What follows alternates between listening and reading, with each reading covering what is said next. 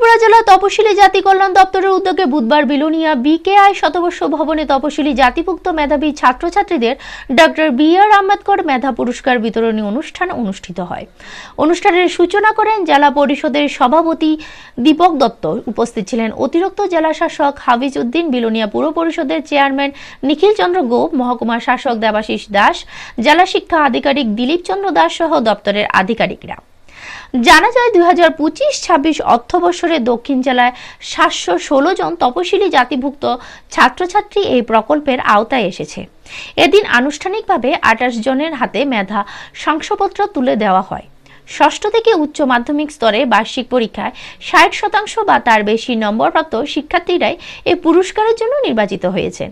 বক্তারা বলেন, শিক্ষার মাধ্যমে সমাজ ও জাতির উন্নতি সম্ভব এবং পিছিয়ে পড়া ছাত্রছাত্রীদের এগিয়ে আনতে সরকারের এই উদ্যোগ। ব্যুরো রিপোর্ট, নিউজ তৎকাল 24। মান উন্নয়ন থেকে শুরু করে তাদের শিক্ষা স্বাস্থ্য থেকে শুরু করে সমস্ত বিষয়ে তাদেরকে যাতে তাদের আরো উন্নয়ন করা যায় এই লক্ষ্যে সরকার কাজ করছে।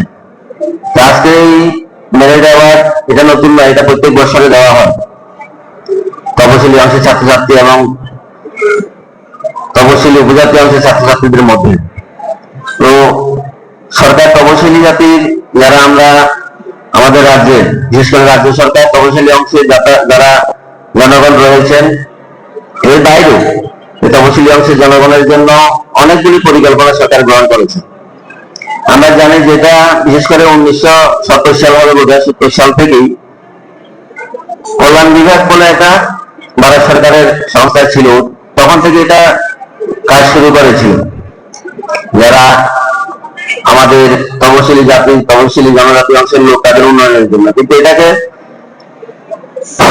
সরকার পরবর্তী মুহূর্তে আইন বানিয়ে 1991 সালে আলাদা মন্ত্রক বানিয়ে দেওয়া হয়। এটা উপজাতি কল্যাণ দপ্তর, তপশিলি কল্যাণ দপ্তর নাম দিয়ে 1991 সাল থেকে পৃথক করে এই দপ্তরকে তাদের আর্থসামাজিক উন্নয়নের জন্য কাজ শুরু করে।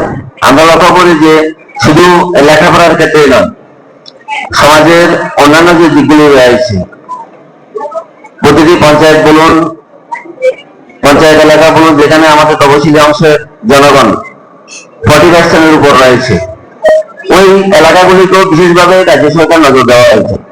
ওখানে রাস্তাঘাট, পানীয় জল, বিদ্যুৎ, তাদের স্বাস্থ্যের জন্য তপশিলি এলাকায় 40% উপর এই গ্রামগুলিতে তপশিলি অংশের লোকরা বসবাস করছেন, এটার জন্য আলাদা বরাদ্দ রাজ্য সরকারের তরফ থেকে রয়েছে।